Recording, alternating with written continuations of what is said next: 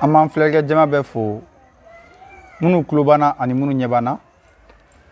ani Abdul Aziz de bɛ ɲɔgɔn bolo bi tugun ale tɛ mɔgɔ dogolen Maliko la parce que ale jijalen don ka an se k'an bɔ gɛlɛya in kɔnɔna la ka solution di anw ma pour que Mali ka se ka avancer ani ɲakuma Aziz. Wa anda. Comme n t'an siɲɛ fɔlɔ ka vidéo kɛ n t'an siɲɛ filanan ye i yɛrɛ tɛ mɔgɔ dogolen bilen. An ɲɛ b'a la bi tuguni i ye fɛn dɔ sɛbɛn sanfɛ atome i ye kisɛ sɛbɛn ka nɛvɛmade sɛbɛn o bɛ mun de ko fɔ? Voilà. Yani m'a daminɛ n bɛ Mali ɲɛtaa wuli waati filɛlikɛla n'a lamɛnbaga bɛɛ lajɛlen fo. Ne de tun y'a jira n ko walasa an ka se ka bɔ parce que n'i y'a mɛn sisan France ani Mali a bɛ n'a fɔ nin ye Mali ye nin ye France ye u tugulen don ɲɔgɔn na ten donc kan de kɛlen don k'u tugu ɲɔgɔn na o kan de kɔnɔ France bi jɔ ni Mali wari ye a bi gɛrɛya sigi Mali kan bon Maliyɛnw fana k'a dɔn k'a fɔ ko Mali ni France bɛ tɔn dɔ la o ɲɛmɔgɔ o kunkolo bɛ France de bolo n'o ye francophone ye n'o ye français kan mankan ye i m'a ye ka taa sɔrɔ ni dun nana yan nɔ i bɛ taa sɔrɔ an tɛ ka kuma français la voilà donc n'an nana an ka kan ma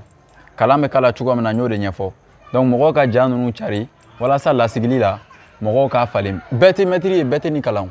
militaires bɛ yen sɛnɛkɛlaw bɛ yen bɛɛ n'i ta don mais kalan de sira ka jan donc a bɛ se ka kan kalan bɛ se ka kan ka kan fana faamuyali bɛ teliya o la n ye atome sɛbɛn komi tɛmɛlen ninnu tun ye n ye dɔɔni ɲɛfɔ mathématique kan an bɛna to ka programme ɲɛfɔ tantɔ quoi. mais Aziz ne y'a fɔ kuma kɔrɔlenw na n'i ma ɲɛ i bɛ mɔgɔw ka ko bila an t'a bɛɛ bila globalement ka français bila français bɛ na ni système ye kalan kɔnɔna la an ka na ni kalansen wɛrɛw ye ka denmisɛnninw hakiliw lakunu ka sɔrɔ ninnu fana tɛ o siraw tɛ. O de n bɛna diɲɛ kɔnɔ siyansi ye bɛnkan de o la n y'a fɔ n ko lettre ka gɛlɛn ni siyansi ye parce que lettre la i b'i hakilina fɔ mais siyansi la bɛnkan de bɛ yen ni ɲɛɲininikɛlaw bɛnna min kan jamana bɛɛ bɛ baara kɛ n'o ye i n'a fɔ an b'a fɔ ko français b'a fɔ ko atome atome ye latin ka kan de ye latin a kɔrɔ ye mun ye fitinini ko fɛn o fɛn bɛ yen a yɔrɔ fitinini min bɛ yen ni ɲɛ t'a ye o de ye atome ye i y'a ye atome filɛ ɲɛ t'a ye kelen wa fɛn min yɛrɛ bɛ yen n'a bɛ fɛn fitininw ye o ye microscope ye microscope tɛ atome yɛrɛ ye sabula atome ka dɔgɔ microscope ka ɲɛna yeli ma donc ɲɛ m'a ye mɔgɔ m'a ye mais u bɛnn'a kan ko fɛn fɛn bɛ yen ko atome de bɛ fara ɲɔgɔn kan ka k'a ye i y'a ye a nana ten i n'a fɔ an bɛ cɛncɛnw ni simanw fara ɲɔgɔn kan a bɛ kɛ biriki ye cogoya min na donc atome ta nana ten donc a traduilen don kan bɛɛ lajɛlen na anglais b'a fɔ ko atome français b'a fɔ ko atome mais hali Russie atome kɔnɔna fɛn dɔw bɛ yen Russiw t'o falen i n'a fɔ proton neutron Russiw b'o to ten électron k'a kalan mais o bɛɛ la o tɛ ka bombe nucléaire dilan n'a ye. mais tɔgɔ foyi tɛ atome na atome quoi parce que an ɲɛ b'a la k'a fɔ i y'a fɔ kisɛ kisɛ n'i ko kisɛ ka ca dɛ marifa kisɛ bɛ yen fɛn kisɛ caman ka ca. n bɛ k'o de ɲɛfɔ atome yɛrɛ a bɛ i n'a fɔ fitinini quoi fɛn fitinini o de atome fitinini la plus petite partie atome yɛrɛ y'o de donc mais n'i ko fitini fɛn fitini ka ca dɛ microbe ye fitini ye. e yɛrɛ m'a mɛn ko microbe micro ça c'est 10 puissance moins 6 o ye fitini ye donc microbiologie n'i ma fɛn fitiniw kalan i y'a ye a bɛɛ b'o de ko fɔ a bɛ i n'a fɔ n'i ye adamaden yɛrɛ kisɛ ta o bɛ wele ko cellule donc fɛn minnu bɛ yen n'olu tɛ nimanfɛnw ye olu kisɛ de ye atome ye i n'a fɔ nɛgɛ fugan cɛncɛn ninnu olu fɛn ninnu dɛ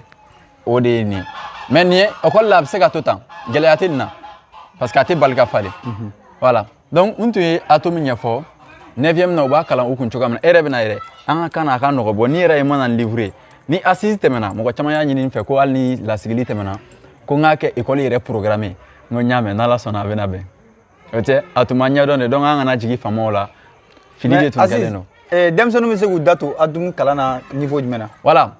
n tun ko atome ye fɛn fitinin ye tiɲɛ tɛ donc ne y'a wele yan nɔ ko kisɛ o tɛ yan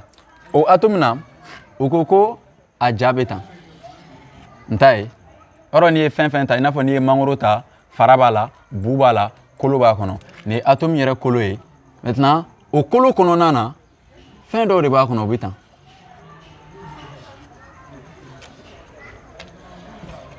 a lajɛ dɛ donc minnu jɛlen don voilà donc ninnu nin ye atome yɛrɛ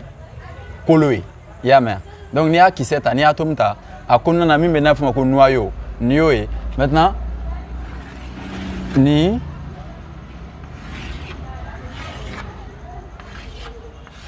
donc ninnu ye électron ka sira ye f'o ma ko fɛgɛmani maintenant a kɔnɔna na n ye plusi kɛ minnu na n ye kafoli taamasiyɛn bila minnu na olu ye giriman ye a bɛ f'o ma ko proton maintenant minnu ye jɛman ye ten ni foyi t'u kɔnɔ a bɛ fɔ olu ma ko gansan olu ye neutron ye i y'a ye neutron gansan donc irisiw t'a falen n'i ko sisan ko proton irisiw b'a fɔ tan de b'a kɛ tan nin y'olu ka p ye nin y'olu ka ere ye i m'a ye irisiw ka proton filɛ nin i y'a ye proton irisiw la kɔni donc olu b'a wele ko proton u t'a falen donc nin ye atome yɛrɛ ye cogo ye donc nin ye électron ka tɛmɛ sira ye nin ye atome kolo kɔnɔna ye i y'a mɛn sɛbɛ n'an nana an ka kalan na a bɛ e bɛ k'a ɲɛfɔ cogo min na a bɛ ɲɛfɔ ten denmisɛnninw ye ou bien yɛlɛma cogo wɛrɛ b'a la mun tɛ neutron ye proton ye u k'a to ten neutron neutre ion neutre ça veut dire gansan u k'a to ten u k'a dɔn dɔrɔn ko neutron ye funteni tɛ min na quoi parce que proton kɔrɔ ye ko giriman ne bɛ fɛ ka mun fɔ quoi sisan neutron proton olu tɔgɔ bɛ t'u nɔ la u tɛ changer u k'u tɔgɔ t'u nɔ la u kana changer u k'a t'u nɔ la u kana changer o la ni atome sigi cogo ye i m'a ye structure de l'atome donc ne b'a fɔ ko a filɛ atome a lajɛ a tɛ yan atome sigi cogo donc ni atome yɛrɛ sigi cogo ye nin y'a électron bɛ munumunu a kunna cogo min na maintenant kɔnɔna na n'o ye kolo ye o de bɛ taamasiyɛn tan o tɛ yan u ko yan ko A yan u ko Z français b'a kɛ tan anglais b'a kɛ ten irisiw b'a kɛ ten chinois an fana kan ka n'an ka kan de na an bɛ atome to parce que bɛɛ b'a dɔn ka ban diɲɛ bɛnkan dɔ don maintenant nin ye atome kɔnɔna nin ye kolo in ye ko giriya hakɛya min b'a la n'a bɛ fɔ ko nombre de masse masse tɛ giriya ye nombre o tɛ hakɛya ye donc giriya hakɛya nombre de masse nin kolo in giriya hakɛya o ye nin ye mais kolo in kɔnɔ an ko ko giriman bɛ yen n'o ye proton ye ani gansan bɛ yen n'o ye neutron ye donc on a neutron o tɛ proton n'a fɔra denmisɛnninw ɲɛna tan tɔ u tɛ gɛlɛya la yɛrɛ donc u k'a kɔnɔna lajɛ min bɛ tan o ye neutron ye maintenant min bɛ tan ne y'o kɛ proton ye o tɛ maintenant nin ye électron ye électron kɔrɔ ye fɛgɛman proton kɔrɔ ye giriman neutron kɔrɔ ye gansan particule lourde particule faible et particule neutre o tɛ particule ça veut dire partie minuscule o tɛ yan ok an ka na mais an bɛna ye k'a fɔ neutron olu bɛna kalan sugu jumɛn fɛ physique de ou bien chimie don a bɛna chimie de fɛ chimie yɛrɛ kɔrɔ Aziz très bien o diyara n ye on entend le mot chimie bɛɛ t'a kɔrɔ dɔn chimie chimie kɔrɔ de ko dibila dɔnni fɛn minnu bɛ kɛ dibila ni ɲɛ ta ye atome nɛgɛ kisɛ ɲɛ t'o ye ji kisɛ ɲɛ t'o fana ye nka n'i ye nɛgɛ bilen k'a ni ji don ɲɔgɔn na a bɛ suma farikolo i bɛ se k'i tɛgɛ da o la ka bɔ o kalama donc atome chimie yɛrɛ kɔrɔ dɔ ye dibila dɔnni a bɔra farafinna de tubabuw nana kalan yan gɛrɛkiw fo a wagati farafinw tun b'a f'u ma ko aw ye vauriyɛnw de ye u nan'o de kalan yan nɔ o kalan sen de la f'o ma ko papyrus o bɛ kalan domaine min na f'o ma ko story of science l'histoire des sciences o bɛ kalan physicien théoricien kun tɛ yan u seginna ka taa n'o ye Grèce ka t'o de lawalawala k'o bonya k'u yɛrɛ tubabu ɲɔgɔn coloniser n'a ye bɛɛ nana bɔ a kalama sisan donc tubabuw bɛɛ y'a faamuya u bɛɛ y'a lawaleya bɛɛ kɛra kelen ye donc anw fana bɛ a dibi la ka sɔrɔ a bɔra anw de fɛ yan nɔ ka taa a bɔra Égypte de ka taa i y'a ye voilà o tun ye ka nin dɔrɔn ɲɛfɔ donc tɔgɔ in u k'o to chimie na n'o tɛ anglais b'a fɔ de ko chemistry. i ka kuma latigɛ tɛ denmisɛnninw caman bɛ taa chimie kɛ chimie yɛrɛ kɔrɔ bamanankan na u t'a kɔrɔ dɔn hali mɛtiri caman t'a kɔrɔ dɔn sabula mɛtiri ninnu fana kalanna la ten an ka kalan bɛ i n'a fɔ kuranɛ kalan ou bien bible kalan i y'a kalan cogoya min na i tɛ fɛn fara a kan i tɛ fɛn bɔ a la ka taa sɔrɔ ni kalan ninnu man ka kɛ ten ninnu ye adamadenw miirina de kalan kan ka sɛgɛsɛgɛ de o Aziz o de don mais niveau dɔ fana bɛ yen n'i ser'o ma hali n'i ko k'i bɛ mɛtiri ɲininka a b'a fɔ ko non an ma s'o ma voilà o to yen n bɛ ɲɛfɔli kɛ donc an bɛ wele bi e k'a walawala k'a bara ci gundo t'a la mɔgɔ b'a fɛ ko mun de bɛ ka kalan école la nin tɛ 9e ye a bɛ ninnu wele ko scientifique ni kalan de mana taa ɲɛfɛ min ninnu bɛ asidiw ni asidi min bɛ kɛ batterie la ni fɛn ninnu olu de b'o labaara nin kɛ o tɛ yan ok n ko min bɛ tantɔ yan o ye neutron ye ka foli taamasiyɛn bɛ min kɔnɔ o ye proton ye nin ye électron ye o tɛ yan u ko atome giriya bɛ taa a kolo in de fɛ kolo min filɛ a kɔnɔ o de ye nin ye kolo in kɔnɔna na jumɛn ni jumɛn de faralen don ɲɔgɔn kan proton neutron. Proton ni neutron tɛ yan. Donc a bɛ fɔ ko A ko bɛ bɛn proton k'o fara Neutron. neutron kan a filɛ nin ye A égale N plus Z parce que o de b'a kɔnɔ. E ɲɛ t'u la ɲɔgɔn kan yan nɔ. O tɛ n'an bɛ fɛ ka nin dɔrɔn de ɲini an bɛ fɛ k'a sɔrɔ ko Z bɛ bɛn. Z ye giriman hakɛ de. Nin ye giriya hakɛ ye n'o ye A ye giriya hakɛ o bɛ bɛn giriman hakɛ min b'a la k'o fara gansan kan. Atome bɛ sɔrɔ fɛn sugu jumɛnw kɔnɔna la? Produit sugu jumɛnw kɔnɔna la? Ou bien adamadenw yɛrɛ ou bien baganw de don? Atome yɛrɛ bɛ ye fɛn jumɛn de kɔnɔna la? N'o de f'i ye n ko atome yɛrɛ kɔrɔ ye ko fɛn yɔrɔ fitinin min bɛ n'o y'a kisɛ ye nɛgɛ kisɛ ni ɲɛ t'a ye o de ye atome ye. A bɛ n'a fɔ n'i ko ko carbone. Carbone ye nin ye. Ɲininkali kun ye mun ye? E b'a fɔ cogo min na bɛɛ t'a dɔn. N'i ye wɔlɔwɔlɔli kɛ ka ɲa mɔgɔ bɛna bɔ a kalama mun don. Atome bɛ fɛn bɛɛ la. Fɛn bɛ yen k'a gɛrɛgɛrɛ kisɛ bɛ yen a dannen don mɔgɔ ka dannen tɛ. C'est que adamaden yɛrɛ atome dɔ ye. Mais o la o t'a fɔ ko les particules du pot n ko kolo la n'i ye kolo ta yɔrɔnin dɔ bɛ o de bɛ mɔgɔ kolo gɛlɛya n'o bɛ wele ko calcium mais il y a atome de calcium i ɲɛ b'a la o kɔrɔ ye mun ye calcium kisɛ donc a ma se an k'olu bɛɛ falen quoi mais n'a ɲɛfɔra an ɲɛna an ka kan na filɛ giriya hakɛya bɛ bɛn giriman hakɛ k'o ka fɔ gansan na i y'a ye nin faamuya ka di école la n'a bɛɛ kɛlen ni français ye o tɛ. Voilà. Donc, n'a pas de ɲini, an mago bɛ ɲini la. Donc, fo nin ka bɔ yan ka na yan o tɛ. Donc, ni o de bɛ na yan nɔ. Donc, a bɛ kɛ A k'o dɔgɔya ni nin ye. N'a mago bɛ nin na, o bɛ bɛn ni k'o dɔgɔya ni nin ye. O misali ye jumɛn ye? N'an ye fugan ta sisan. Fugan aluminium o taamasiyɛn filɛ. O tɛ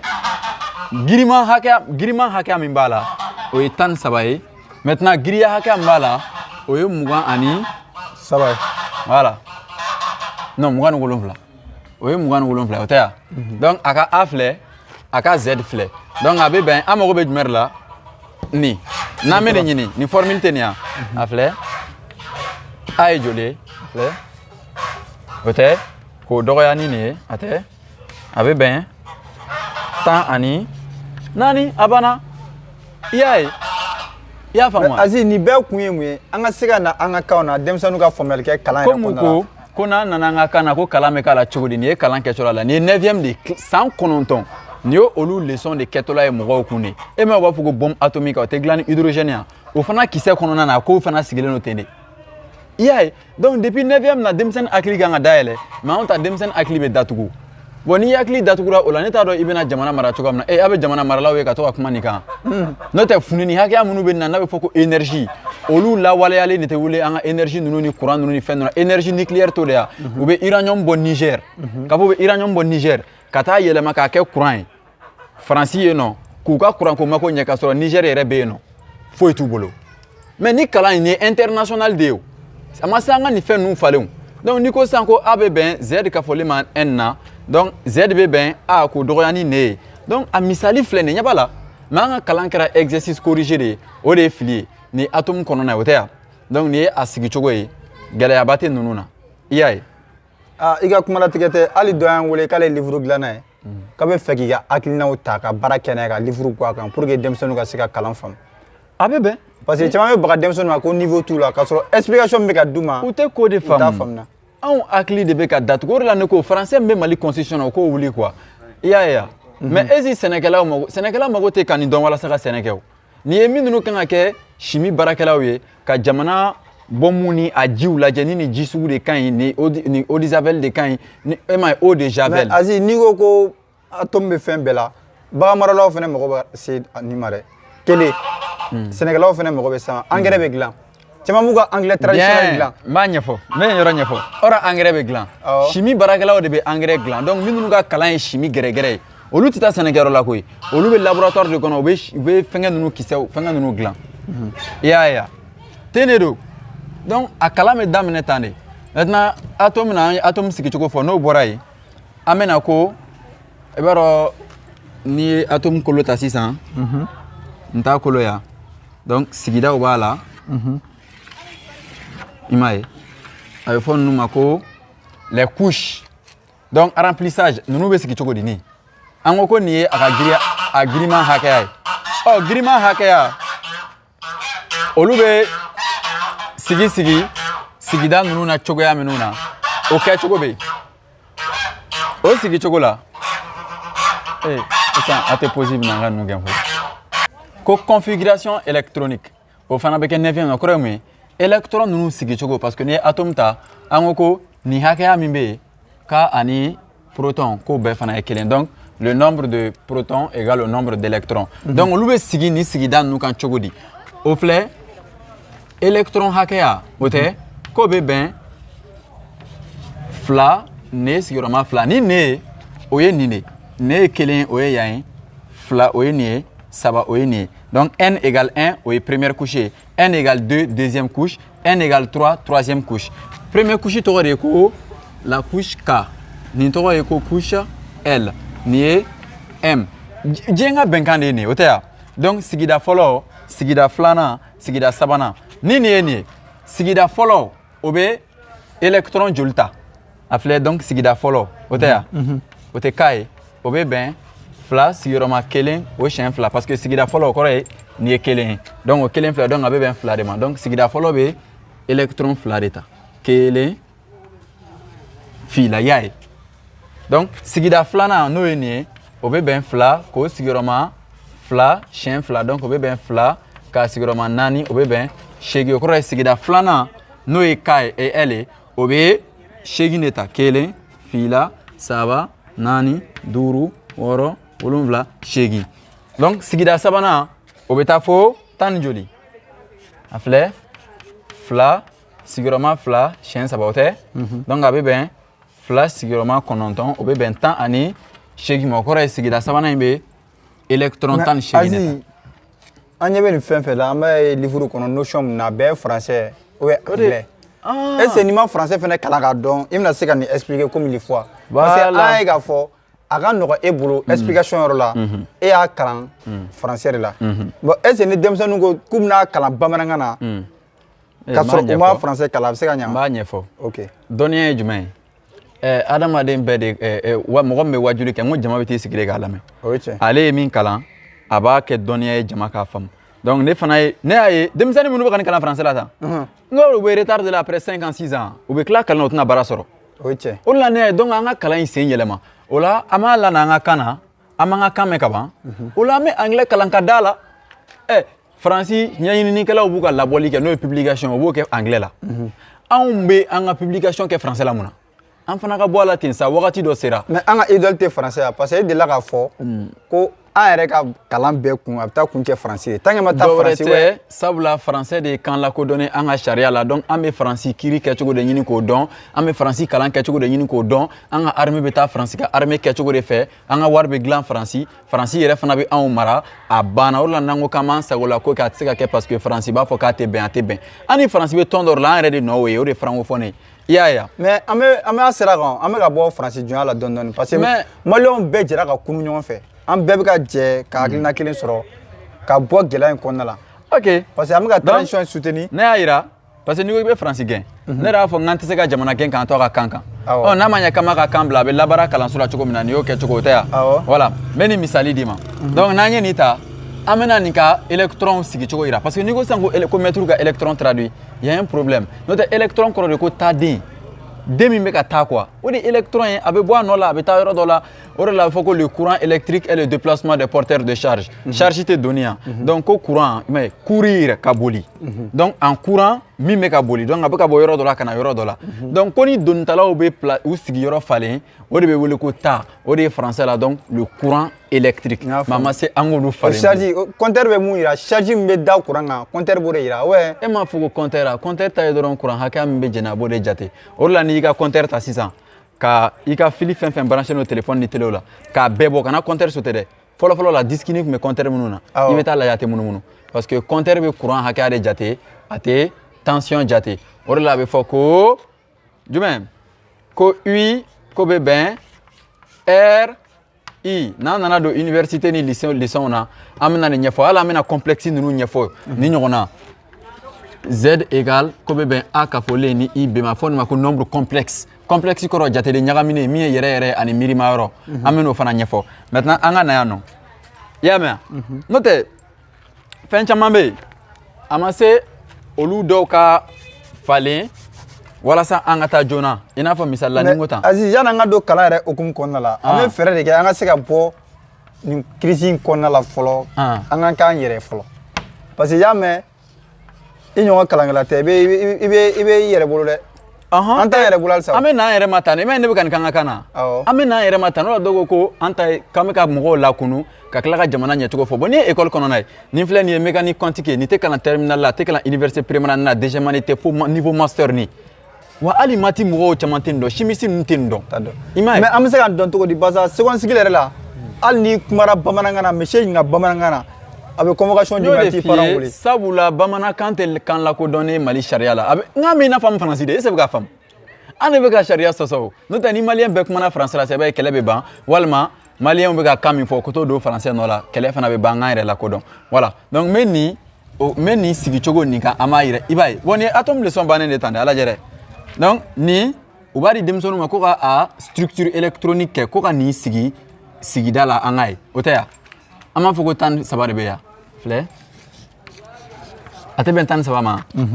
an bɛ a kolo an b'o kɛ fɔlɔ. O tɛ an bɛ sigida fɔlɔ cɛ a filɛ o tɛ yan an ko sigida fɔlɔ bɛ électron joli ta ale bɛ den joli ta fila a filɛ kelen fila o ma dafa nin an bɛ taa sigida sabanan na 13 tɛ yan an ye fila k'a la donc a filɛ 3 4 5 6 7 8 9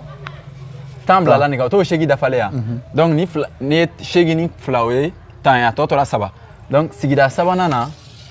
i bɛ 3 k'o kan donc kelen fila 3 donc a jateminɛ ninnu ye 2 ye nin ye 2 o dafara ni 2 dafara ni 2 dafara ni 2 dafara électron gana joli de bɛ yen électron gana 3 donc a ye fɔ ko électron célibataire o tɛ yan o de bɛ wele ko électron de valence voilà électron de valence o kɔrɔ ye ko électron gana o tɛ yan électron ni valence kɔrɔ tɛ dɔ wɛrɛ ye ni aluminium ni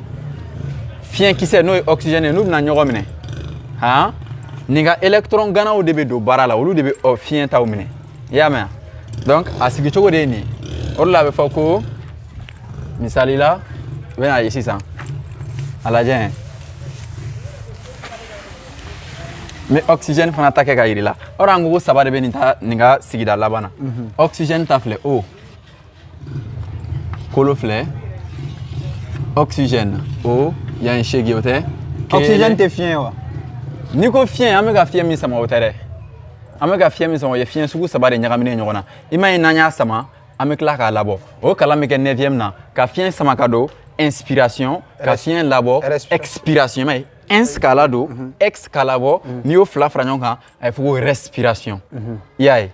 respiration kun ye mun ye n'o bɛ fɔ ko ninakili fiɲɛ samakabila o de ye ninakili ye o bɛ kalan 9e na tubabukan na denmisɛnninw b'a leçon durusi u bɛ taa duguma defu la o b'a jɛ dɔ wɛrɛ tɛ parce que a t'u ka kan na donc an bɛ nin 8 bila 2 3 4 5 6 7 8 ni 2 dafara ni 2 dafara ni 2 dafara électron gana joli bɛ yen fila donc 2 de bɛ nin ta sanfɛ 3 bɛ nin ta sanfɛ n'i bɛna nin ni kafo ɲɔgɔn na sisan a ye fɔ nin de ma ko réaction chimique n'an bɛna fuga ni nin don ɲɔgɔn na misali la quoi n bɛ misali di quoi o tɛ yan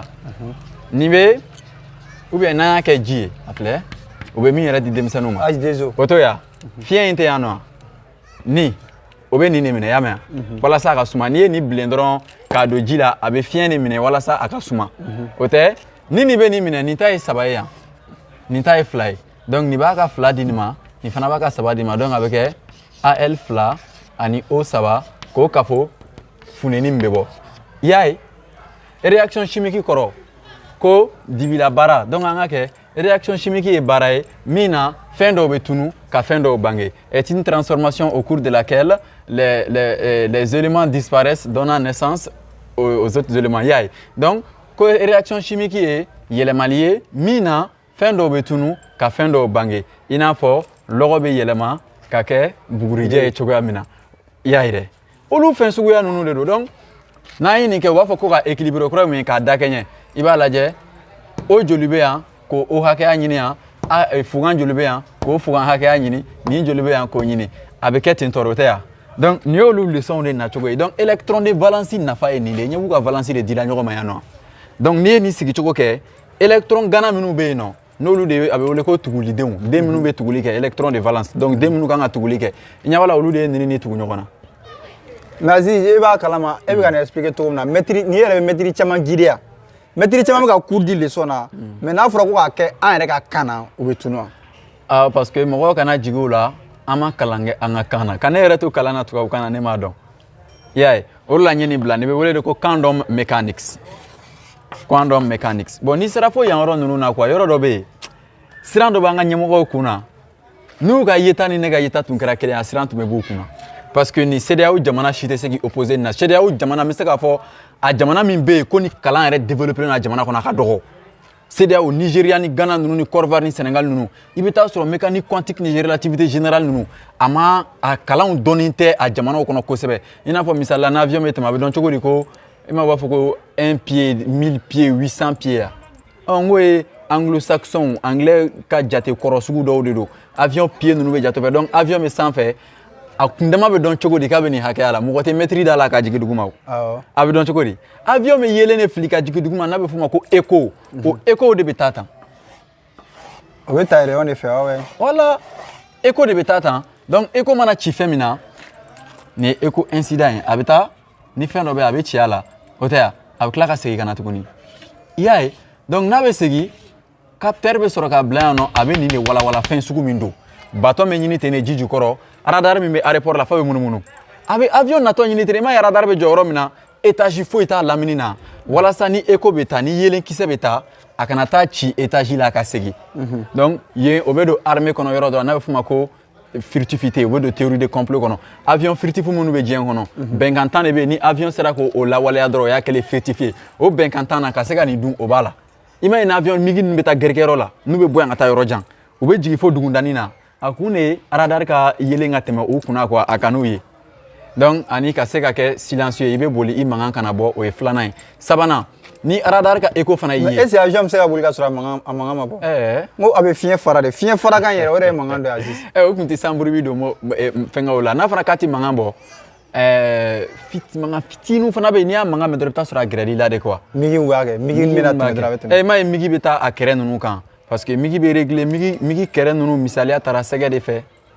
parce que avion yɛrɛ kɔrɔ appareil volant imitant oiseau naturel mɔgɔ min ye appareil avion in tɔgɔ da a tigi tɔgɔ de ko Clément Advis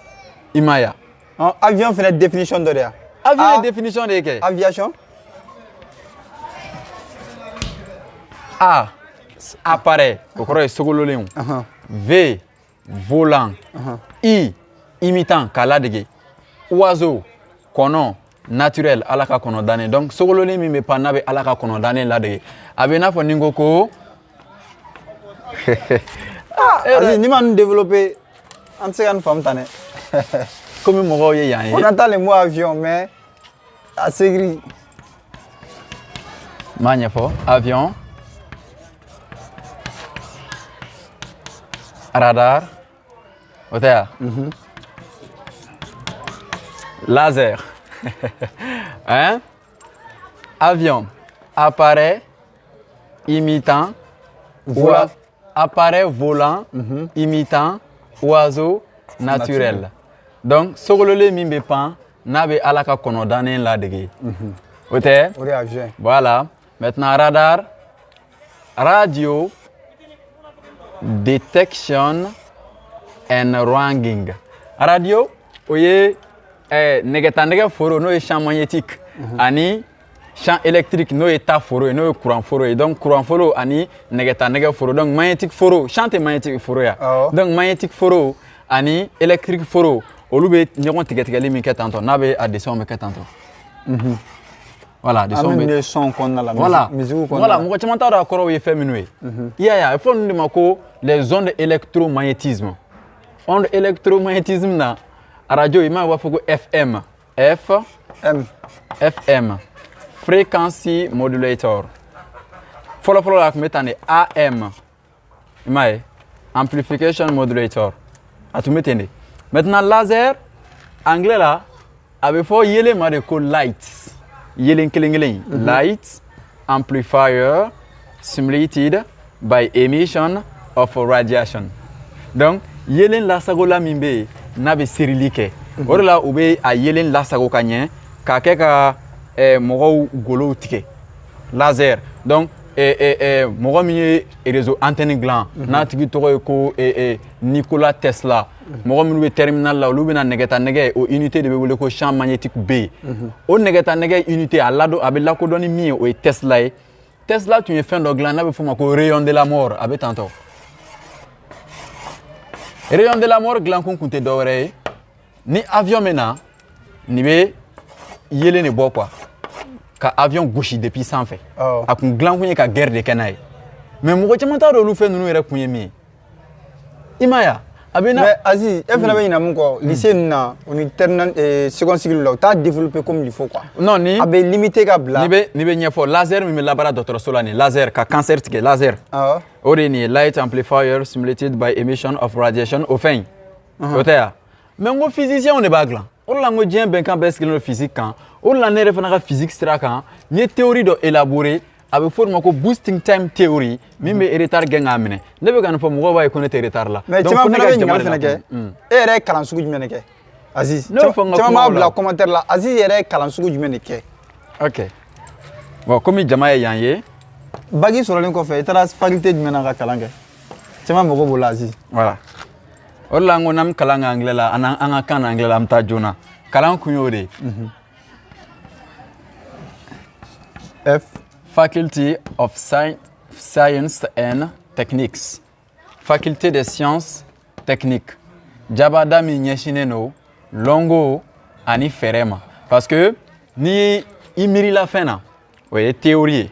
N'i sera k'a développer k'a tiɲɛ yira quoi o ye science ye. N'i sera k'a lawaleya o ye technologie ye. I y'a lawaleya ni fɛrɛ min ye a bɛ f'o ma ko technique. mais pratique a la jumɛn o la sisan. ne tɛ ka nin théorie k'e kun yan. ni pratiquelen tɛ yan. o de la physique fila de bɛ yen. physique théorique physique appliquée voilà LPA LPT licence physique théorique ne ye nin de kɛ licence physique appliquée olu de bɛ kɛ ingénieur ye maintenant yan ni min développé la yan olu de b'o lawaleya ninnu ye lawaleyabagaw ye ninnu ye miirina kɛbagaw ye savant bɛ bɔ yan de Albert Einstein ninnu tun bɛ yan de Modibo Jara ninnu. mais ni kalan bɛ ka kɛ an ka sanfɛ kalanso la sisan Aziz. ni kalan bɛ ka kɛ France la mais mɔgɔw de man ca la sabula an ka kalan farafinna kalan tɛ kodɔn ye farafinna kalan ye ka tila ka baara sɔrɔ ka wari sɔrɔ de tubabuw bɛ baara kɛ walasa k'u ka gɛlɛya wuli maa min bɛ tubabuw ka baaradaw ta walasa an ka wari sɔrɔ e ma n'u ye wari yira an na dɔrɔn an bɛ ɲɔgɔn faga ka taa sɔrɔ wari bi sɔrɔ n ko wari bi dilan de o de la n y'a fɔ dɔ ɲɛna n ko 10 000 francs b'i ye n ka giriya ye 70 grammes de k'a bɛ jate de. e y'o pesé ya Aziz. a bɛ jate balance min na il faut de ma ko balance électrique o fana bɛ physicien de bolo e y'a ye a te ne don diɲɛ ko foyi si tɛ gundo ye donc fan fana de tun kan k'a dɔn ko tɔw bɛ ka baara k'u ka kan na i n'a fɔ Espagne bɛ baara k'a ka kan na Chine b'a k'a ka kan na Russie b'a k'a ka kan na donc an fana ka nana an ka kan na i y'a ye n'o tɛ physique bɛnkan ninnu caman bɛ yen i b'a ye multiplication don dɔ wɛrɛ t'a la ne b'a la gundo dɔn physique bɛnkan fɛn fɛn bɛ yen multiplication don i n'a fɔ distance égale vitesse fois temps ko sira janya ko bɛ bɛn i taamasen k'o sigiyɔrɔma i ka tuma na o de bɛ moto n'u compteur sanfɛ u b'a fɔ ko vitesse donc 300 km/h wa voilà o t'o ye mun na a bɛ fɔ fana ko P égale M fois G a bɛ n'a fɔ ni ne ye nin minɛ tan nin giriya tɛ nin na k'a bila a bɛ bin donc a bɛ bin fiɲɛ fɛgɛfɛgɛmani min kɔnɔ o ye nin ye a giriya o ye nin ye donc binni fanga n'o ye poids ye o ye nin ye o tɛ ya. le poids d'un corps. voilà le poids d'un corps fɛn bin fanga maintenant mun de la ninnu bɛɛ. ko l'attraction ko fɛnɛ dugukolo bɛ samali min kɛ. nin n'Ala ma basi kɛ dimanche wɛrɛ n bɛna video kɛ nin kan maintenant mun na nin bɛɛ ye multiplication ye parce que physique la an ko effet n'o ye kɔlɔlɔ ye k'o bɛ bɛn ko kun la cause k'o sigiyɔrɔma a bɛ ka kɛ yɔrɔ min na donc n'i ye fɛn fɛn ta k'a bila fiɲɛ fɛgɛmani o ye système ye o de b'a to a bɛ bɔ ka bin a b'o de kɔnɔ n'est-ce pas maintenant giriya o y'a a kun ye maintenant kɔlɔlɔ a bɛ bɔ ka bin a bɛ n'a fɔ n'i ye alimɛti ani ni fiɲɛ fɛgɛmani n'i y'u gɛrɛ alimɛti mɛnɛ fiɲɛ fɛgɛmani na a bɛ mɛnɛ tasuma bɛ na donc tasuma ye effet ye voilà ninnu bɛ kalan tantɔ ni bɛɛ bɛ kalan université la. mais Aziz an ka permanent bɛ mun kalan Faransi permanent b'o kelen de kalan an ka 9e bɛ mun kalan est ce que Faransi 9e b'o kelen de kalan wa. bon u ka programme man taa ɲɛ mun na parce que olu bɛ baara k'u ka kan na donc dɔnniyaw bɛ sama ka na i bɛ taa sɔrɔ sisan fɛn dɔ bɛ d'a ma université la ni Faransi 8e année écoledenw sɔrɔ yen ɲɛnɛ f'a b'a kulonkɛ a la parce que ale ka kan don a b'a dɔn a bɛ taa joona i n'a fɔ misali la n bɛ fɛn dɔ yira jama la a bɛ n'a fɔ an taara kosɛbɛ dɛ o yɔrɔ n'i ye tableau d'anw physicien ninnu ma an bɛ taa de quoi m'a dɔn jama bɛ ka faamuyali kɛ i b'a ye mobili bɛ tan a filɛ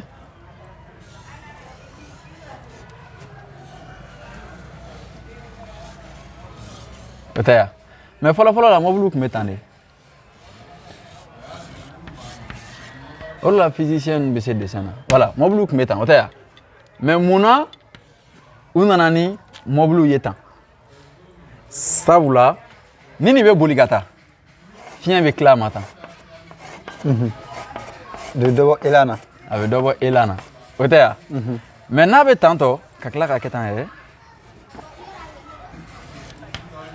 i y'a ye donc ni fiɲɛ bɛ na a bɛ tɛmɛ a kunna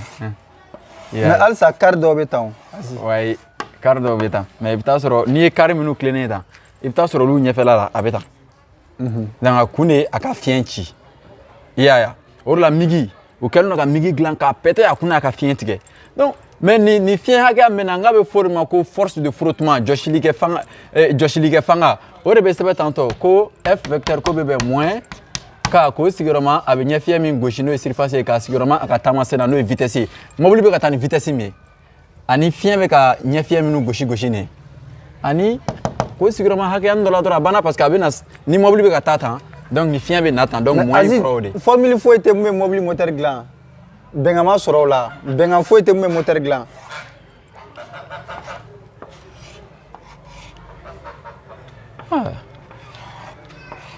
voilà. Mobile moteur be kalan denmisɛnninw kun depuis 9e na moteur a explosion moteur minnu be ni ta bɛ mɛnɛ a kɔnɔ walasa ni ta bɛ mɛnɛ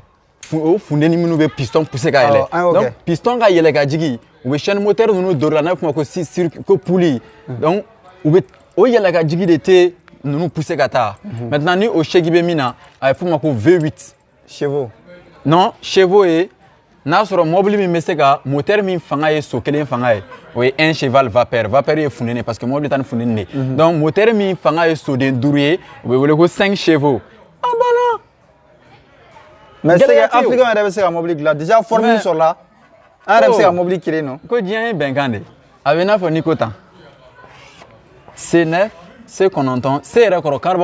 carbone nana jumɛn fɛ charbon ye jumɛn ye finfin n'i bɛ tobili kɛ sisan finfin bɛ nɔrɔ kogo la o finfin kisɛ kelen de bɛ wele ko carbone ne ye 9e mɔgɔ dɔ ye ko k'olu t'a dɔn a la n ko problème t'a la a ma ɲɛ f'u ye C9 bon misali la n b'a kɛ 12 22 lumière C12 H22 O11 n ko nin ye sukaro formule de ye tan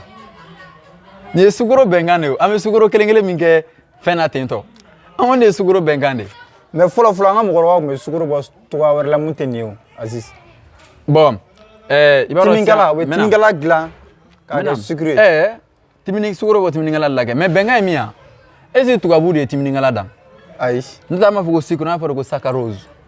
tubabuw ma timinikala dan mais o y'a ye timinikala la bɛnkan b'a la cogoya min na o de ye nin ye bon n'i ye ji kɛ nin na a bɛ kɛ fɛn sugu fila ye n'a bɛ f'o ma ko maltose et fructose olu fana bɛ yen parce que hali n'an ye ji fara nin kan sisan n'o ye H2O ye. hali n'an ye ji fara nin kan i b'a ye u bɛ ɲɔgɔn bila sisan o tɛ yan donc o kɔrɔ ye formule bɛ dilan ka bɛn fɛn naturel dɔ de ma fɛn dɔ de bɛ sɔrɔ diɲɛ kɔnɔ fɔlɔ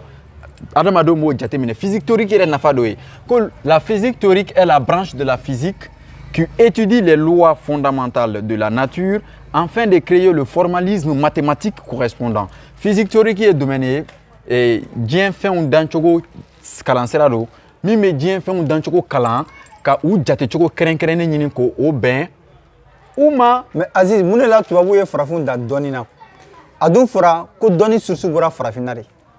tubabu dun ye an dan diɲɛ fɛn bɛɛ la bi. mais o ka nɔgɔn sabula fɛn min b'i bolo a bɛ n'a fɔ nin bɛ ne bolo ne bɛ nin fɛn nɔgɔya la ta ka taa sɔrɔ dɔw bɛ yen han ne se k'olu ye ne ka su bɛ kɛ ka nin ɲɛfɔ farafinw m'u ta jate u y'a to tubabuw nana ta ka taa ka tila k'a lawaleya ka n'u dun a kɔnɔ a kɛra ten de parce que tubabuw k'u mago bɛ dɔnniya la donc ko n'i mago bɛ fɛn fɛn na mini min bɛ f'i ye k'o bɛ wasa kɛ donc fitinin minnu tora ka di tubabuw ma tubabuw ye u yɛrɛ layiriwa ni o ye fo ka tila ka na anw dun n'a ye k'o sɔrɔla ten de o kojugu tɛ ka kalan école la o anw ka kan ka kalan la n'an ka kan de la walasa ka kɛ dɔnniya ye mais fɛn dɔ fɛnɛ bɛ yen n'i ko k'i b'a développer u b'a fɔ ko non k'o dagalen tɛ recherche dɔ bɛ yen n'i ko k'i b'a sɔgɔbɛ u b'a fɔ ko non ko o dagalen tɛ tel que bible b'a fɔ non hali i ko bible science la religion tɛ yen diɲɛ lɔnko la diinɛ tɛ yen donc i bɛ taa sɔrɔ bible la dan b'o la ou kuranna la i bɛ taa sɔrɔ yɔrɔ dɔ bɛ yen o ma yamaruya yen yɔrɔ ninnu ko tɛ mais n kɔni b'a dɔn est-ce que nin bɛ ne bali ka kɛ silamɛ ye ayi nin ni silamɛya tɛ ɲɔgɔn ɲɛ sira la o silamɛ jamana o yɛrɛ tɛ nin kɛ la Iran kɛ bombe nucléaire tɛ Iran bolo wa jamana jɔn Emirati mais i ka kuma dɔ la an ka vidéo tɛmɛnen la i delila k'a fɔ ko bombe dilancogo dɔ bɛ forme dɔ bɛ yen ko n'an ko k'an b'a dilan ko tubabu b'a fɔ k'an n'a dilan nin ma kan parce que an bɛ jɔn jamanaya la c'est tout o dɔrɔn de don n'o tɛ ni Mali bɔra san parce que n'i k'i bɛ baara kɛ n'i ka kan ye a kɔrɔ ye k'i bɛ baara kɛ n'i yɛrɛ ye o kɔrɔ ye k'i bɛ fɛ ka bɛɛ kɛ mɔgɔ kalannen i bɛ fɛ ka bɔ saraka minɛ na n'i y'a ye hali CEDEAO b'a fɔ k'u bɛ sanction kɛ an kana voyager an bɛ CEDEAO la don n'o tɛ n'an bɔra la an mago bɛ CEDEAO ka sanction ko la an mago b'a la Mauritanie bɔra u ka dugukolo wulila donc an bɛ bɔ a la an yɛrɛ b'a dɔn donc kɛlɛ binna an kan ka ye an kan k'an yɛrɛ lakana mɔgɔw fɛ ko saraka deli a ye n'an dɛmɛ dɛ Russie ka n'an dɛmɛ a bɛ taa k'o de tun bɛna kɛ Mali solution ye la équipement militaire la n ko tenue b'a la tenue t'a la mais o tenue kelen n ko coton bɛ bɔ Mali la yan nɔ ka taa kɛ tenue ye f'an bɛ mɔgɔw an bɛ tila tuguni k'an ka wari bɔ k'o san mais Comatex ma dilan Choguel tɛ ka Comatex lawuli kuraya ne k'u ma o an ka tenue tɛ se ka dilan an ka Comatex la yan tenue minnu tɛ se ka dilan i m'a ye tenue ni fini tɔ ninnu tɛ kelen ye tenue ni fini tɔ ninnu tɛ kelen ye tenue jɔsɔlen n'a bɛ f'o ma ko matière condensée ale jɔsɔlen don ɲɔgɔn na cogo min na olu fana usines bɛ yen o tɛ yan o usines de kan ka dayɛlɛ yan nɔ an ka coton bɛ bɔ dɔrɔn a bɛ yɛlɛma yen kɔnɔ k'a kɛ tenue ye k'a di militaires ma u ka tenue san dabila o tɛ yan équipement militaire la n k'ale bɛ ga min don o b'a la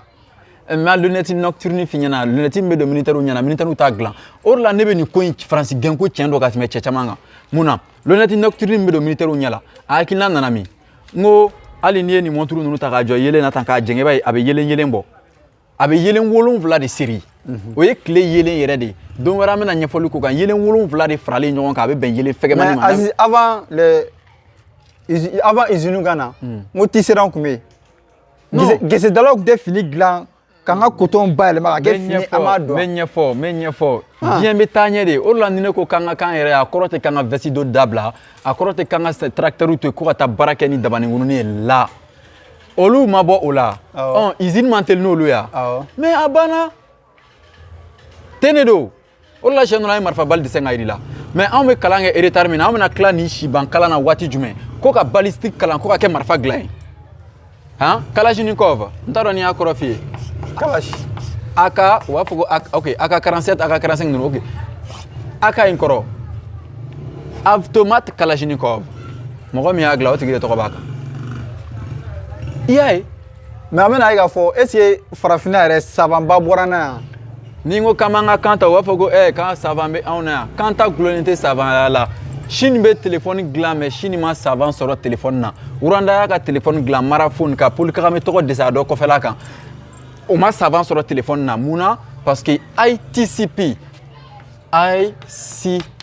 International Center for Theoretical Physics a bolofara min bɛ farafinna bolo de bɛ Rwanda mɔgɔw t'a dɔn ko Rwanda y'a ka fɛnw dilan mɔgɔw fɛ ko kunfɛ ko de don diɲɛ tɛ kunfɛ ko ye koyi o de la an b'a fɔ ko science ninnu filɛ i m'a ye nin bɛ ɲɛ yira i la de i b'a kɛ kunfɛ ko tɛ o ko n bɛ n da ka si ko a la mɔgɔ sikora fɛn kelen min na k'a dilan o nana o kɛra musique dessin ninnu de roche ninnu ni ferme ninnu mɔgɔ sikora o de la n'o tɛ tɔ ninnu wa mɔgɔ ma siko olu la dɛ. mais olu ne ye diɲɛ dɔnniw ye yan o nana cogo de o la. ɲɛɲini tɛ yan. mais e fana bɛ ka ɲinɛ mun kɔ mɔgɔw fana hakiliw ta yɔrɔ tɛ kelen Aziz parce que kelen e bɛ ka jɔrɔsi da dumuni na mɔgɔ min bɛ a lafiyalen don an bɛna ko foyi t'a la ka réflexion de ta tɛ se ka kelen kelen an bɛ jɔnya la yan an lafiyalen tɛ mais nin y'an bɔcogo de ye jɔnya la ne kɔni tɛ kuma Mali problème kan voilà parce que i y'a ye ne fana ye jateminɛ dɔ kɛ i y'a ye tubabuw fana bɛ tɛmɛ na tubabuw tilala pepu halisa u bɛ recherche la i bɛna n bila ka kojugu kɛ ko Ala jɛ i bɛna n bila ka kojugu kɛ dɛ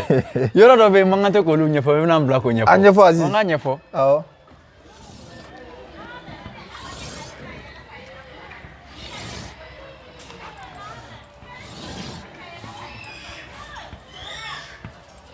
o tɛ yan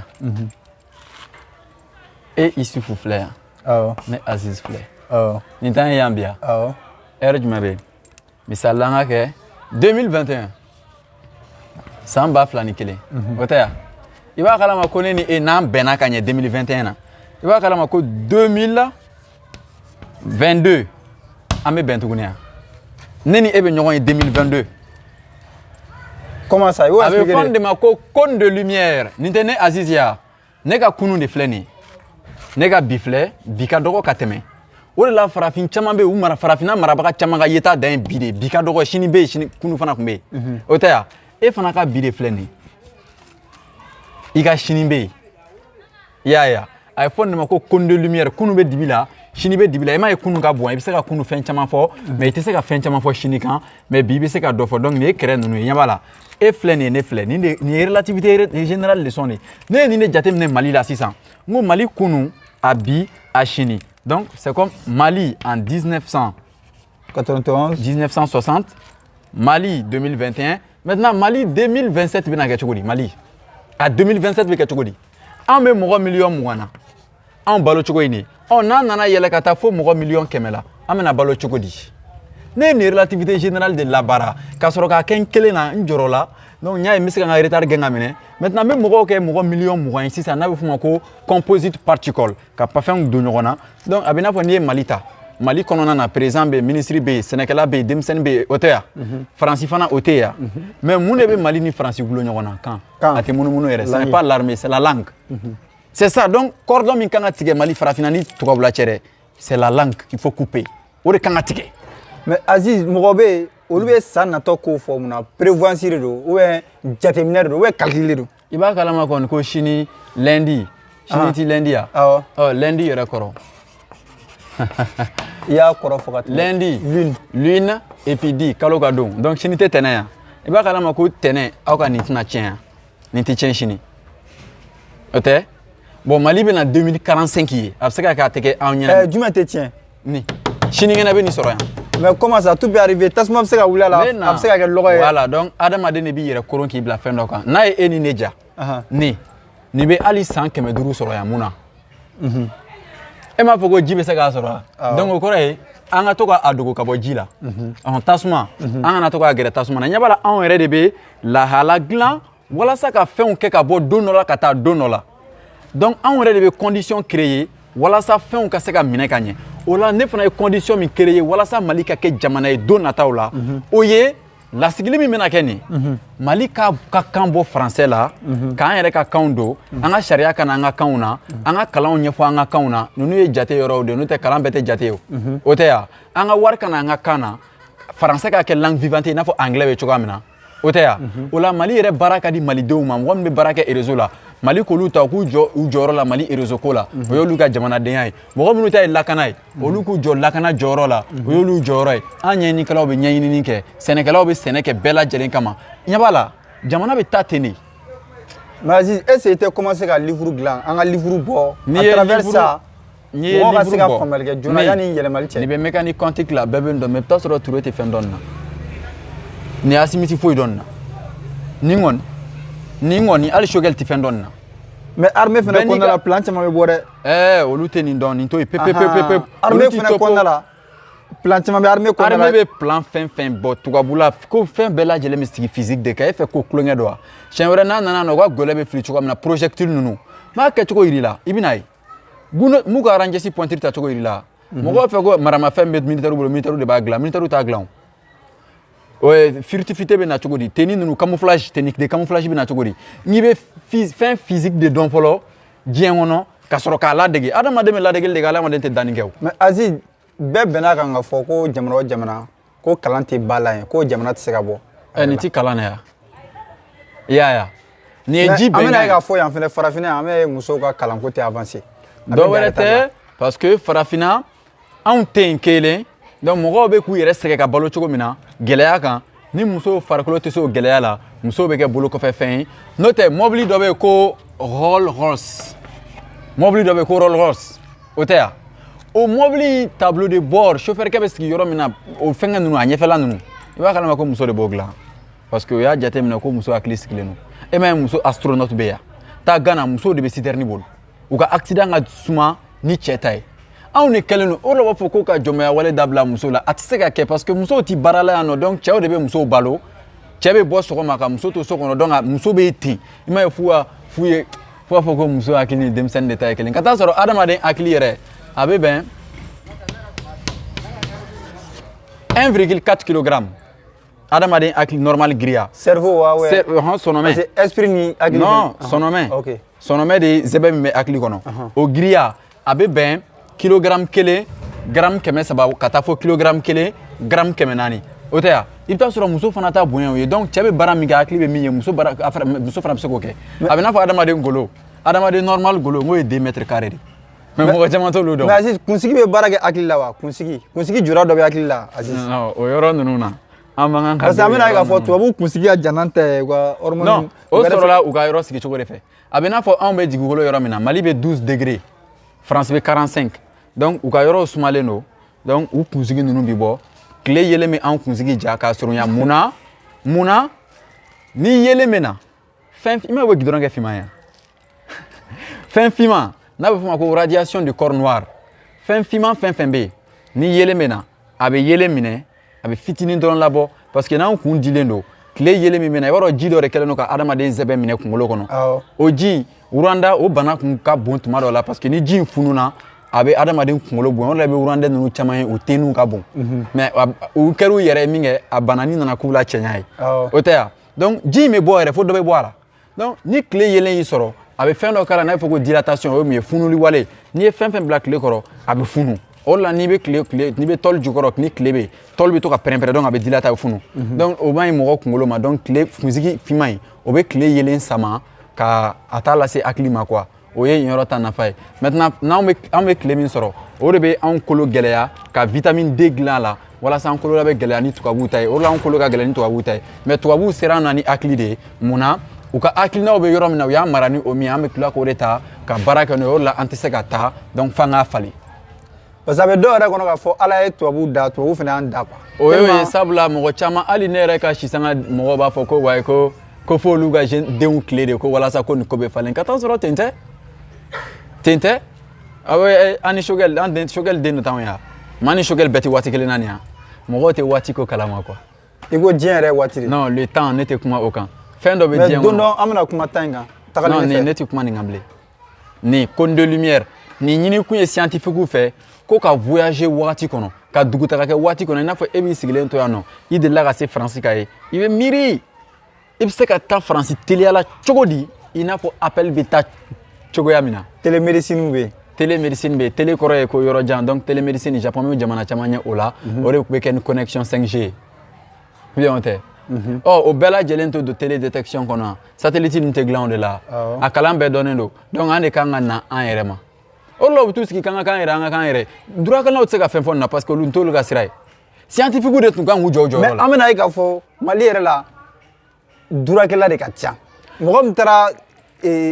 dura la i b'a ye k'a fɔ scientifique la o tɛ yen. dɔw wɛrɛ tɛ parce que science o ye science kɛ jinɛya ko ye an bolo a bɛ kan min na an t'o kan mɛn donc mɔgɔw taara dura la sabula mɔgɔ kalanni fɔlɔ minnu nana farafinna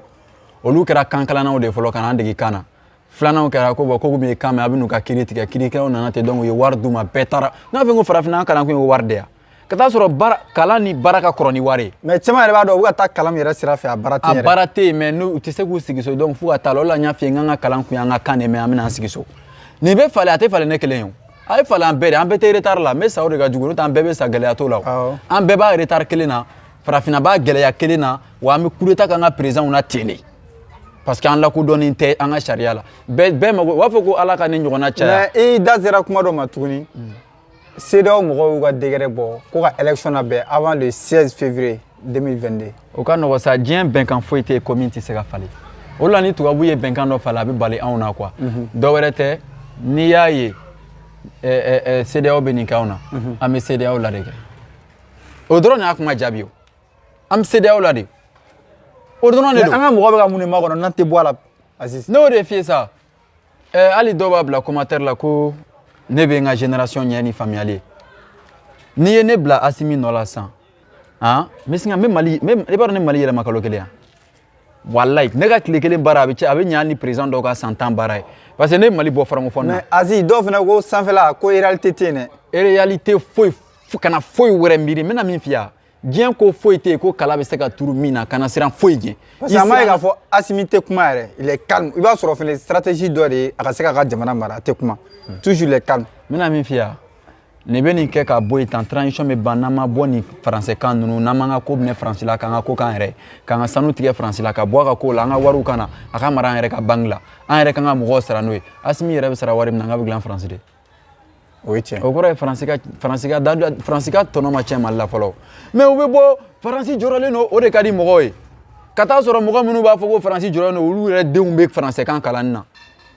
an t'a fɔ ko k'o falen yan est-ce fɛn min filɛ cour constitutionnelle la AC 2000 la o falenni sera fo France militaire ka taa a bɛ nin wuli ka bɔ yen ka tila ka France militaire gɛn e yɛrɛ bɛ tila a bɛ ci te dɔw b'a fɔ k'an tɛ se ka bɔ France bolo Mauritanie ma bɔ wa Algérie ma bɔ wa n ko souveraineté bɛ daminɛ n'i ka kan de maa min bɛ fɛ ka souveraineté kɛ ni wari de. Mais e ye kuma dɔ fɔ e ko France mana yɛrɛ ma an ye France wele de. Mais an y'a wele de kɛ o la Macron y'i kanto ko olu ko Choguel ko France nana kuma bɔ a kalama ko ale ma sɔn kuma mais pourtant tiɲɛ don jɔnkun na ma France wele bɛɛ ɲɛna yan. Mais papier ma k'a la Aziz. Mais Asimi ye décret bɔ yan nɔ ka Kawji bɔ CMT la a ma kɛ yan.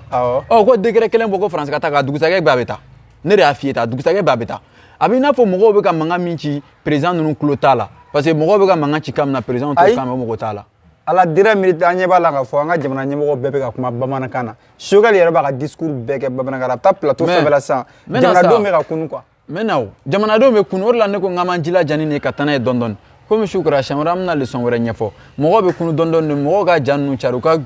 jamana gɛlɛya. Mais Aziz mun yɛrɛ ka di ne ye a ka di ne e ni Choguel ni ka sigi ka kuma ou Asimi yɛrɛ ka sigi ka kuma ka. Mais nin y'a tiɲɛ joli ye an bɛ ka o kuma fɔ association ma se ka lasigili ɲini ni Choguel ye o kɔrɔ ye est-ce que Mali falenni ka da association ninnu yan. Mais u tulo b'a la comme réseaux sociaux fɛnɛ la. N bɛ na o. U yɛrɛ fɛnɛ ka. An ka tiɲɛ fɔ ɲɔgɔn ye sa communication bɛ yen. Farafinna ka suma quoi ni tubabula don i bɛ taa sɔrɔ nin ko sera ɲɛfɛ ka ban mais farafinna kunnafoni ka suma i y'a ye o de bɛ na n'a ye. Association bɛ se ka lasigili ɲini Choguel yanni Asimi cɛ u bɛ se ka ɲini Asimi ye n'u m'a kɛ ne bɛ taa ni n ka ci ye n'a dor'u tulo la k'a sɔrɔ u bɛ transition na n'u sera k'a kɛ o don n'u ma se u bɛ bɔ yen président wɛrɛ bɛ na parce que u fana dɔw ka Maliko la dɔw fana bɛ f'u kɔ o sɔnna o ma sɔn o ye tiɲɛ a bɛ i n'a fɔ ko n bɛ n denmuso di cɛ ma mɔgɔ ɲumanya tɛ o n'i yɛrɛ tɛna ta kɔni i n'a di dɔ ma o tɛ yan. Mais i delila ka kuma dɔ fɔ ka tɛmɛ ko n'u ma bɔ nin taabolo kan ko mun kɛra a yɛrɛ ko kelen de bɛ k'u la tugun. N ko wagati de ye ko tiɲɛ ye an tɛ yan. Awɔ. ou bien an tɛ yan mɔgɔw k'u kɛ pewu ni nin hakilina kɔni dɔnna denmisɛnninw fɛ ka bɔ o kɔrɔ ye Mali bɛ falen o diyagoya de Mali bɛ falen. mais a bɛ falen waati jumɛn. n bɛ na o ni cadre ninnu y'a kɛ aw ni anw an mago tɛ hali fanga la bilen donc an bɛ baara kɛ ka jamana jɔ a hɛrɛ bɛ sɔrɔ an bɛ don hɛrɛ la ka taa mais n'u m'a kɛ n'anw nana an de bɛ n'a kɛ. mais an bɛna ye k'a fɔ Aziz jamana fana la bɛɛ ko ka kɛ fonctionnaire de Mali la. Mali la bɛɛ bɛ se ka kɛ fonctionnaire. bagan mara kɛra kɔfɛ bolo kɔfɛ fɛ. n bɛ na sa tubabu sɛnɛ kɛra bolo kɔfɛ fɛ. parce que n'i ti kalan k'i ka kan na i bɛ don da la ni sira min ye t'o dɔn quoi o de la baara minnu kan ka jama don da la olu kɛra bolo kɔfɛ baaraw ye tubabu la biriki gosila sɛnɛkɛla olu de ye jamana jɔlaw ye mais anw ta u kɛlen don ka jamana hɛrɛ bɛɛ di kanmɛnnaw de ma donc o la bɛɛ bɛ taa kankalan na kɛ bɛɛ bɛ taa kankalan na i bɛ taa dingɛ sen fo kalo joli o wari tɛ hali i nafa o wari bɛ dilan Faransi i b'a dɔn an yɛrɛ bɛ ka baara kɛ Faransi de ye quoi Faransi ka pion ye karisa ka pion ye karisa ye kuma la tiɲɛ de don quoi bɛɛ ye Faransi ka pion n'an bɛ ka baara kɛ n'a ka sariya an bɛɛ y'a ka pion u ye décret bɔ k'an ka to ka taa ko ka taa conseil des ministres ni jamana finiw ye o tɛ yan mais munna o tɛ taa fɔ ko ka taa ni jamana kan ye an bɛ ka ɲina ko kan de don fini tɛ fini do tɛ o Burukinabew b'u ka faso danfini doli la nin y'a san joli ye an b'a t'olu sɔrɔ a la mais o tɛ Faransi bolo hali sini yan hali sini et puis ko in tɛ ambassade de France kɔnɔ a tɛ Faransi dugu a tɛ Russie tɛna fɔ an ye k'an ka taa ɲɛsira in ta dɛ. tout récemment an ye image dɔ ye réseaux sociaux sanfɛ Ali Bongo Gabon président ni Emmanuel ani makɔrɔ ɲɔgɔn sɔrɔ photo yɛrɛ kɔnɔna la vidéo yɛrɛ kɔnɔna la u bɛ bere minɛ cɛ la k'a la humilier quoi mais ko a bɛna photo tali min kɛ n'a ka bere ye o magɛlɛya kama u bɛ bere minɛ a la quoi n bɛ fɛn dɔ f'i ye n'i y'a laminɛ k'i fili ji la banba dɔw fana bɛ ala minɛ banba dɔw fana b'a laminɛ k'i dun n'i y'a laminɛ k'i fili ba la ala minɛ banba dɔw fana b'a laminɛ k'i dun farafinw de ma ala minɛ k'u yɛrɛ di faransi ma faransi fana bɛ ala de minɛ sisan ka pɛnpɛrɛnw kun kɛlɛ b'o la ni tɔɔrɔ juguyala don o don an bɛ taa cour constitutionnelle la an bɛ taa wuli a tɛ mɔgɔ si faga o fagali bɛ ban ten de depuis Modibo bɛ yen ni fili bɛ yen an bɛ ka présidentw gɛn mais an ma hakili sɔrɔ ko présidentw bɛ sariya min kan k'o de kan ka falen Isufu ne ye bɔ mobili kɔnɔ n ko mobili tɛ ka taa ne yɛrɛ dora a ma taa karisa dora a ma taa an ka dɔn k'an ka mobili yɛrɛ fana falen Mali problème tɛ mɔgɔ ko ye Mali problème ye u bɛ ka sariya min labato de c'est tout o de ye kuma tiɲɛ ye u sɔnna u ma sɔn o de y'a tiɲɛ ye mais e bɛ ka ɲinɛ mun fana kɔ quoi an hakilinaw de tɛ kelen ye farafin ye farafin de quoi toujours n'a nana ni sira dɔw ye dɔw bɛ u fosi ka bɔ an na ka taa sira wɛrɛ fɛ quoi Aziz toujours parce que an bɛ ni kɛlɛbaden na politicien dɔw fana bɛ dugu ma u bɛ ka transition gosi dugu ma quoi n bɛna o yɔrɔ f'i ye sa ne m'a fɛ n ko Mali gɛlɛya n ko ɲɛmɔgɔ ko tɛ n ko mɔgɔ t'a dɔn na politicien ninnu fitininw ma don tubabuya kalan fɛ yan donc an hakili jɔnyalen don donc fugariya bɛ an hakili la donc an bɛ kɔrɔ n'a ye u b'a ye ko Choguel ninnu bɛ ka ci di tubabuw ma n ko a bɛ dɔw yɛrɛ kɔnɔ n'i bɛ kalan kɛ walikan na quoi e bɛ ka mɔgɔ min ka kan la a bɛ kɛ o tigi de ka ala ye quoi awɔ donc n'i ye ci d'a ma a bɛ kɛ i n'a fɔ i ye ci di ala ma quoi o de la Choguel min bɛ ka ci di tubabuw ma a bɛ dɔw kɔnɔ ko diɲɛ bɛna wuli de diɲɛ foyi tɛna wuli u k'u ka ci di an ka taa bolo bɛ mɛn bolo kɔnɔ nka bolo tɛ to bolo kɔnɔ parce que i ka kuma dɔ la e delila k'a fɔ ka tɛmɛ ko politique yɛrɛ tɛ baara ye quoi être politicien ko tɛ baara yɛrɛ quoi baara tɛ o mɔgɔw dabalo man ka gulon politique la o de la u b'a fɔ k'an ka taa transition na élection na olu bɛ fɛ Mali ka kɛ i n'a fɔ laada de quoi a ɲɛna a ma ɲɛ an ka taa élection na o la coup d'état ka kɛ an bɛna an sigi ala k'a kɛ tan ala k'a kɛ tan ala ko tɛ yan koyi e ma y'a mɛn ala wele a tɛ ka falen yan donc an yɛrɛ fana kan ka falen sira ta ala b'an dɛmɛ politicien ninnu kelen-kelenna si tɛ se k'u yɛrɛ kɛ président ye maintenant mɔgɔw b'a fɔ k'u ye jamanadenjugu ye jamanadenjugu tɛ dɛ u bɛ fili de la k'u ye premier ministre yaw ni fɛnw kɛ o sera ka jamana falen yan u ma se o donc u k'a dɔn ko élection ko tɛ papier min bɛ yen hali ni président kura nana a bɛna baara kɛ n'a français kelen ye donc an bɛ dun an bɛ retard ta école la foyi tɛ falen an ka wari bɛ dilan français an ka sanu bɛ taa yen ni papier ma falen a tɛ taa Aziz comme su kora fitiri sera n'ala sɔnna dimanche wɛrɛ an bɛ ɲɔgɔn sɔrɔ n'ala ma basi n'ala ma basi an bɛ nin vidéo bila yan